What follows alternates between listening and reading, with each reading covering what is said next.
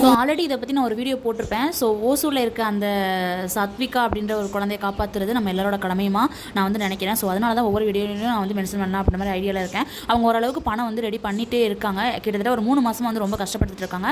So முடிஞ்ச அளவு நம்மளால் முடிஞ்ச அந்த ரூபானாலும் அவங்க அக்கௌண்ட்டுக்கு நம்ம ஷேர் பண்ணுற மூலமாக அந்த உயிரை வந்து காப்பாற்ற முடியும்.